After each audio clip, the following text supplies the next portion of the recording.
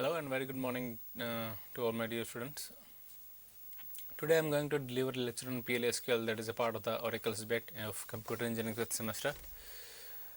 We will begin with the disadvantages of SQL. हम सब ने SQL की कमांड्स की हैं, जो भी कमांड है, चाहे आपने सिलेक्ट कमांड की हो, चाहे insert command, update command, delete command, these are all SQL command, data manipulation के लिए आपकी कमांड्स हैं. बट SQL की डिसएडवांटेज क्या है? SQL does not provide programming techniques. आप SQL के अंदर जो कमांड टाइप करते हो उसके अंदर आपका डाटा रिट्रीव होता है, डाटा इंसर्ट होता है, डाटा डिलीट होता है, लेकिन आप इफ़ कंडीशन, लूप्स, ये चीज़ आप SQL के अंदर यूज़ नहीं कर सकते. सबसे बड़ी डिसएडवांटेज ये है SQL की. एंड सेकंड, आप एक टाइम पे दूसरी जो डिसएडवांटेज है आपके सामने है, एक टाइम पे SQL के अंदर एक ही कमांड आप रन कर सकते हो, दो कमांड आप एक ही टाइम पे रन नहीं कर सकते, जबकि PLSQL के अंदर हम ये कर सकते हैं. तो जो दूसरी डिसएडवांटेज है SQL की वो ये है कि हम एक टाइम पे केवल एक ही कमांड रन कर सकते हैं.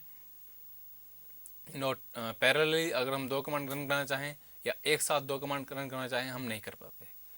SQL does not provide the facility of error handling.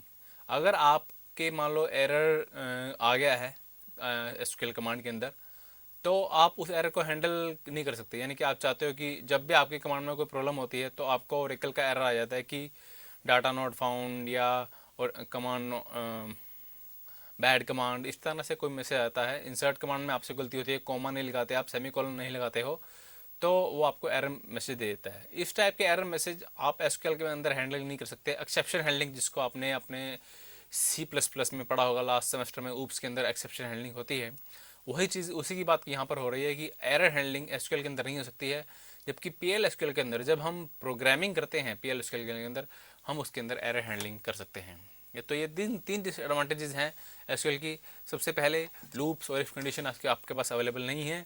Number 2, you cannot use or cannot run more than one command at a time in SQL.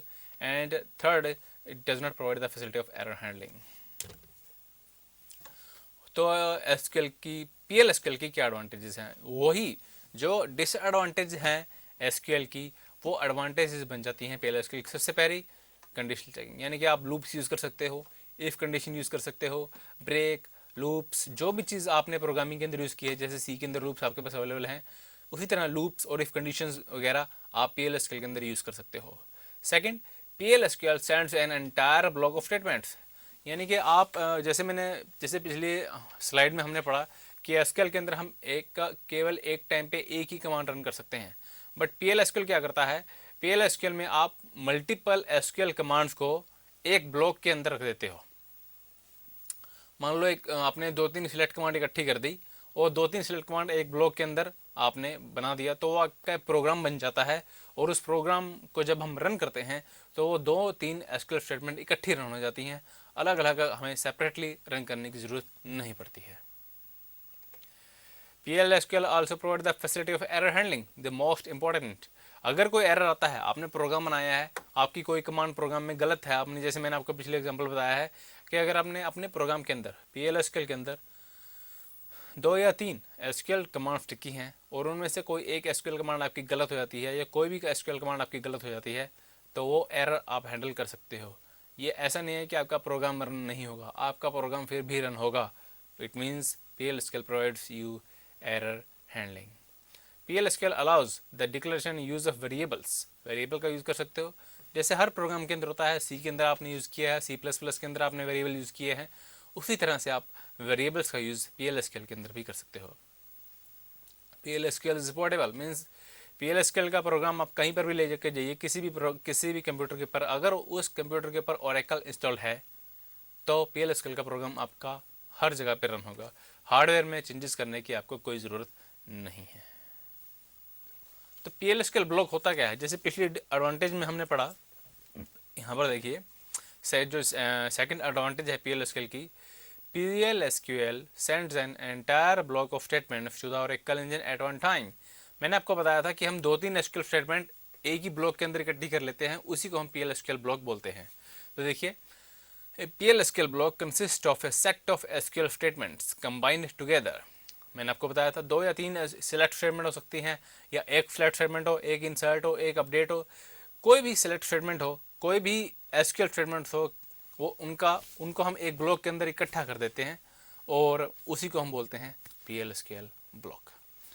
PL/SQL block के अंदर क्या क्या सेक्शंस होते हैं, क्या क्या पार्ट्स होते हैं, वो देखिए। सबसे पहले होता है डिक्लेयर सेक्शन। शायद मुझे बताने की ज़रूरत नहीं है टेक डिक्लेयर सेक्शन के अंदर क्या होता है, इसका नाम ही बता रहा है कि इसके इफ सेक्शन के अंदर क्या होता है। डिक्लेयर सेक्शन वेरिएबल डिक्लेयर करने हैं, कॉन्स्टेंट्स अगर अपने प्रोग्राम के अंदर यूज़ करते हो, उनको डिक्लेयर करने के लिए आपका एक स्पेशल सेक्शन है PL/SQL ब्लॉक के अंदर, डिक्लेयर सेक्शन। एग्जाम्पल जो है वो मैं आपका आगे डिस्कस करूँगा। And second is the section begin and and. जो मैंने आपको बताया था कि हम एसक्यूएल स्टेटमेंट जो हैं 2 या 3 एसक्यूएल स्टेटमेंट्स एक ब्लॉक के अंदर हम कंबाइन कर लेते हैं, उस ब्लॉक का हम बोलते हैं PL/SQL ब्लॉक।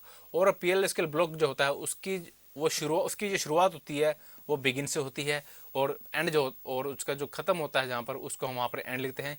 यानी कि बिगिन और एंड ये 2 वर्ड लिखते हैं, और बिगिन और एंड के बीच में, जैसे आपने सी में प्रोग्राम किए हैं, सी में आप मेन लिखते हो, फिर ब्रैकेट स्टार्ट करते हो, और उसके अंदर फिर सी की स्टेटमेंट लिखते हो, printf scanf, फिर मेन की ब्रैकेट क्लोज करते हो। तो मेन की ब्रैकेट जहाँ पे स्टार्ट होती है वहाँ पे आपका ब्लॉक शुरू हो रहा है, और मेन की ब्रैकेट जहाँ पे बंद होती है वहाँ पे आपका ब्लॉक खत्म हो रहा है। इसी तरह से PL/SQL के ब्लॉक के अंदर एसक्यूएल स्टेटमेंट्स आप लिख सकते हो, कोई भी स्टेटमेंट आप लिखते हो, वो ब्लॉक आपका शुरू होता है, वो ब्लॉक जो है आपका शुरू होता है बिगिन के साथ, और ब्लॉक जो ख़त्म होता है वो होता है आपका एंड के साथ। सबसे पहले डिक्लेयर सेक्शन। जैसे कि मैंने आपको बताया, PL/SQL के अंदर हमारे पास 2 मेजर ब्लॉक्स हैं, डिक्लेयर ब्लॉक या डिक्लेयर सेक्शन हम कह सकते हैं, या दूसरा है जो ब्लॉक हमारा वो है begin and and section. This is the first block of PL/SQL code. Declare section जो है वो आपका PL/SQL जो आपका प्रोग्राम होता है, PL/SQL का ब्लॉक होता है, उसमें जो फर्स्ट सकता है। लेकिन अगर आपने कोई वेरिएबल डिक्लेयर नहीं किया, कोई कांस्टेंट या वेरिएबल आप अपने प्रोग्राम के अंदर यूज़ नहीं कर रहे हो PL/SQL के अंदर, then you don't have to use this section. आप इस सेक्शन को स्किप कर सकते हो, बगैर यूज़ किए भी आप अपना बिगिन एंड सेक्शन जो दूसरा सेक्शन है उसको आप स्टार्ट कर सकते हो। Begin section, it consist of set of PL/SQL statements. यानी कि अगर आपको लूप चलाना है, इफ कंडीशन लिखनी है, सिलेक्ट कमांड लिखनी है प्रोग्राम के अंदर, इंसर्ट कमांड लिखनी है, अपडेट कमांड लिखनी है, कोई भी SQL कमांड हो या कोई PL/SQL स्टेटमेंट हो। PL/SQL स्टेटमेंट से मेरा क्या मतलब है, assignment statement, if condition, loops, ये सारे PL/SQL स्टेटमेंट होती हैं। अगर इफ टाइप की स्टेटमेंट आपको लिखनी है तो आपको बिगिन सेक्शन के अंदर लिखनी पड़ेगी। एक्सेप्शन सेक्शन, जैसे हमने पहले पढ़ा कि PL/SQL की सबसे बड़ी एडवांटेज जो है वो है एरर हैंडलिंग। लेकिन वो एरर हैंडलिंग कैसे की जाएगी, एरर हैंडलिंग आपकी एक्सेप्शन सेक्शन के अंदर होगी। This section allow you to handle errors, जैसे कि लिखा हुआ है, आप पढ़ सकते हैं अपनी स्क्रीन के ऊपर इजीली पढ़ सकते हैं। जो PL/SQL की एडवांटेज थी आप फिर याद कीजिए, सेकंड स्लाइड के अंदर हमने डिस्कस किया था कि PL/SQL allows you to handle errors, यानी कि आपको अलाउ करता है कि आप एरर हैंडलिंग कर सको। वो एरर हैंडलिंग होगी कहाँ पर प्रोग्राम के अंदर, एक्सेप्शन सेक्शन के अंदर होगी। और लास्ट है एंड सेक्शन, जो कि ये शो करता है कि आपके प्रोग्राम का एंड हो चुका है। लेकिन जैसे मैंने आपको बताया, डिक्लेयर सेक्शन आप चाहे यूज़ करो मत करो, अगर आपने वेरिएबल यूज़ नहीं किया है अपने प्रोग्राम के अंदर, हो सकता है may be it is possible कि आप अपने प्रोग्राम के अंदर वेरिएबल का यूज़ ना करें। तो अगर आपने अपने प्रोग्राम के अंदर वेरिएबल का यूज़ नहीं किया है, then you don't have to use declare section. Similarly, अगर आप अपने प्रोग्राम के अंदर एरर हैंडलिंग नहीं कर रहे, आप ये समझते हो कि हमारे प्रोग्राम में कभी कोई एरर आ नहीं सकता, तो हमें एरर हैंडलिंग की कोई ज़रूरत ही नहीं है, देन एक्सेप्शन सेक्शन भी आप स्किप कर सकते हो। लेकिन बिगिन सेक्शन और एंड सेक्शन ये आपको यूज़ करने ही पड़ेंगे, इनके बगैर आपका PL/SQL प्रोग्राम नहीं बन सकता। PL/SQL का प्रोग्राम एग्जीक्यूट कैसे होता है, देखिए हम इस डायग्राम से आपको काफ़ी कुछ क्लियर हो जाएगा कि कैसे प्रोग्राम लिखा जाता है। सबसे पहले देखिए स्क्रीन के राइट पे जहाँ पे मेरा माउस का पॉइंटर है, यहाँ पर ये आपका PL/SQL का एक ब्लॉक है। सबसे पहले ये डिक्लेयर सेक्शन है, इसके अंदर जो स्टेटमेंट लिखना चाहते हो लिखिए। फिर बिगिन सेक्शन है, इसके अंदर भी आप स्टेटमेंट लिख सकते हो। फिर ये एक्सेप्शन सेक्शन है, इसके अंदर स्टेटमेंट, और फिर एंड सेक्शन है। ये एक पूरा आपका PL/SQL ब्लॉक है। तो PL/SQL ब्लॉक जब एग्जीक्यूट होता है तब होता क्या है, अब PL/SQL ब्लॉक के अंदर जैसे मैंने आपको बताया, PL/SQL स्टेटमेंट भी आती हैं और SQL स्टेटमेंट भी आती हैं।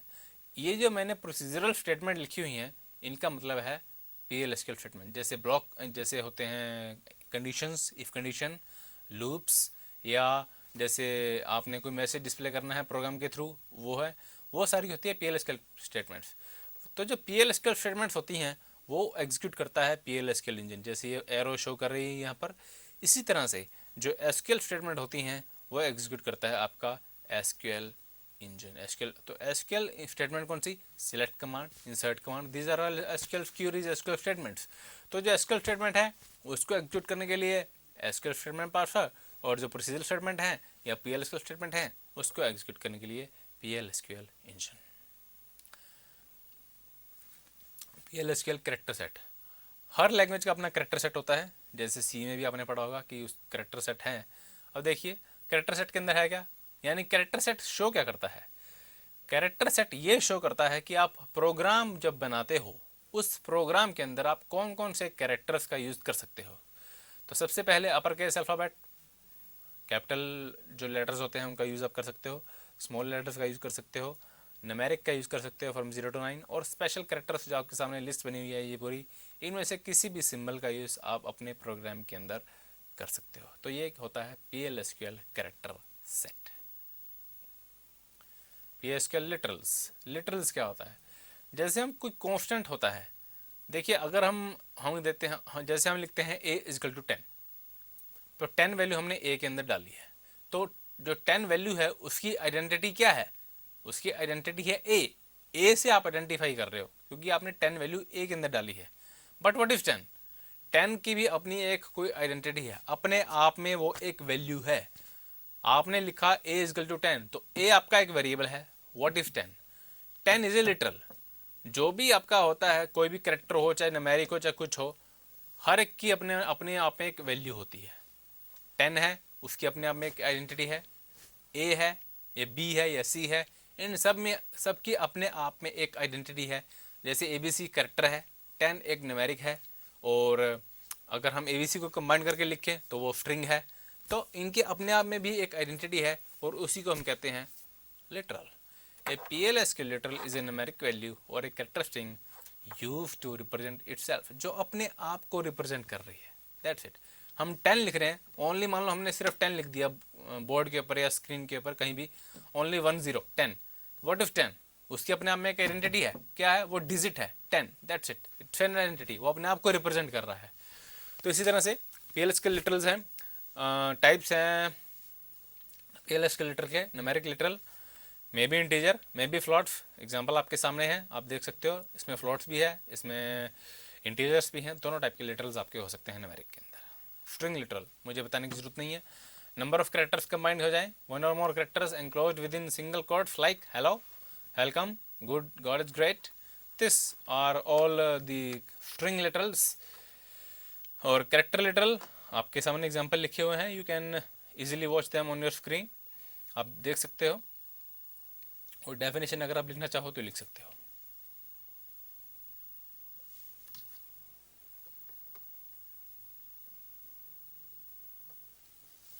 लॉजिकल लिटरल्स, ट्रू, फॉल्स और नल, सिर्फ 3 होते हैं। जैसे हम कोई कंडीशन चेक करते हैं तो कंडीशन की वैल्यू 2 होती हैं, या ट्रू या फॉल्स, और अगर कंडीशन कोई भी वैल्यू नहीं देती है तो वो देती है नल। तो लॉजिकल लिटरल जो होते हैं उनकी सिर्फ 3 वैल्यू होती है, ट्रू, फॉल्स और नल। डेटा टाइप्स, आपने डेटा टाइप्स ओरेकल के अंदर पढ़े हैं, क्या क्या डेटा टाइप्स होती हैं, सब कुछ आपने पढ़ा। वही डेटा टाइप्स आपकी PLS के अंदर एज इट इज़ यूज़ होती हैं। जैसे number for storing numeric data, character for storing character data, date for storing date and time, and boolean boolean. अब बुलियन एक नया डेटा टाइप है। अगर आप बुलियन टाइप का कोई वेरिएबल डिक्लेयर करते हो, जैसे आप लिखते हो कैरेक्टर के अंदर आप लिखते हो वेरिएबल का नाम फिर डेटा टाइप नंबर, ए स्पेस नंबर, तो ए जो वेरिएबल है वो किस टाइप का है? नंबर टाइप का है। इसी तरह से बुलियन टाइप का अगर कोई वेरिएबल होता है, सपोज आपने लिखा बी या एफ स्पेस बुलियन, तो एफ एक वेरिएबल हो गया किस टाइप का? बुलियन टाइप का। तो एफ, अब जैसे मैंने आपको बताया कि ए एक वेरिएबल है इंटीजर टाइप का, उसके अंदर कोई भी इंटीजर वैल्यू आप डाल सकते हो, 1 2 3 5 7 100 200 10,000, जितनी भी जो भी इंटीजर वैल्यू डालनी आप डाल सकते हो। लेकिन बुलियन जो वेरिएबल है उसके अंदर क्या क्या वैल्यू जा सकती है? जो बुलियन डाटा टाइप का एक वेरिएबल होगा उसके अंदर जो वैल्यू जा सकती है वो 3 वैल्यूज हैं, ट्रू, फॉल्स और नल। इसके अलावा चौथी वैल्यू आप उसके अंदर नहीं डाल सकते हो। सिर्फ ये 3 वैल्यूज़ ही उसके अंदर जा सकती हैं। इसके बाद एक स्पेशल टाइप है परसेंट टाइप। ये डाटा टाइप सिर्फ और सिर्फ PL/SQL के अंदर अवेलेबल होती है और कहीं पर अवेलेबल नहीं होती है। Percent type attribute can also be used in PL/SQL to declare variable based on the column definition in a table. It means if the column attribute changes, the variable attribute changes as well. It helps the program to adapt to changes made to the table. अब जैसे आपने table को बनाते हो Oracle के अंदर create table command से, create table से जब आप कोई टेबल बनाते हो तो कॉलम डिफाइन करते हो। हर कॉलम का अपना एक डाटा टाइप होता है, किसी का नंबर, किसी का कैरेक्टर, किसी का डेट, किसी का लॉन्ग, किसी का कुछ, किसी का कुछ। तो ये डाटा टाइप आप यूज़ करते हो अपने प्रोग्राम के अंदर। अगर हमने अपने अपने टेबल के अंदर डाटा टाइप आप लगाते हो कॉलम के ऊपर, अगर हमने अपने PL/SQL प्रोग्राम के अंदर किसी वेरिएबल को परसेंट टाइप का डिक्लेयर कर दिया, यानी हमने लिख दिया ए परसेंट टाइप, एग्जाम्पल आपको आगे दिख जाएगा, तो वो वेरिएबल सारे के सारे कॉलम जितने भी होते हैं टेबल के, उनकी डाटा टाइप अपने आप उठा लेता है। आपको अलग से डाटा टाइप स्पेसिफाई नहीं करनी पड़ती है। वेरिएबल्स मुझे बताने की ज़रूरत नहीं है। Variable name must begin with a character and be followed by 28 characters. Reserved word can not be used as a variable name. You can note down the definition of variable, क्या क्या होते हैं मस्ट, लेकिन जो rule है वो ये है, ए variable name must begin with a character. Character means alphabet, not with A digit. एक कैरेक्टर के साथ शुरू होना चाहिए। Can be followed by maximum 29 character का आपका वेरिएबल का नाम हो सकता है। रिजर्व वर्ड्स जैसे if, loop, begin, and, select, insert, update, delete, ये नाम आप वेरिएबल के लिए यूज़ नहीं कर सकते हो क्योंकि ये रिजर्व वर्ड्स हैं। A value can be assign to a variable by 2 ways। आप किसी भी वेरिएबल को वैल्यू असाइन करना चाहते हो तो आप ऐसे कर सकते हो। जैसे आपका एग्जांपल लिखा हुआ मैंने a = 10। देखिए यहाँ पर इक्वल टू आपने कैसे लिखना है, a = देखिए ध्यान से कैसे लिखा हुआ है, तो 10 वैल्यू आपकी a के अंदर चली जाएगी। आप डायरेक्टली इक्वल टू नहीं लिख सकते, a = का साइन, इक्वल टू के साइन से पहले कॉलन का साइन है। तो PL/SQL के अंदर जो इक्वल टू लिखना होता है किसी भी वेरिएबल के अंदर वैल्यू डालने के लिए, दिस एक तो ढंग ये है वेरिएबल में वैल्यू डालने का। दूसरा ढंग ये है कि आप सिलेक्ट कमांड का भी यूज़ कर सकते हो। अगर आप किसी वेरिएबल में वैल्यू डालना चाहते हो तो सिलेक्ट कमांड का यूज़ भी आप कर सकते हो।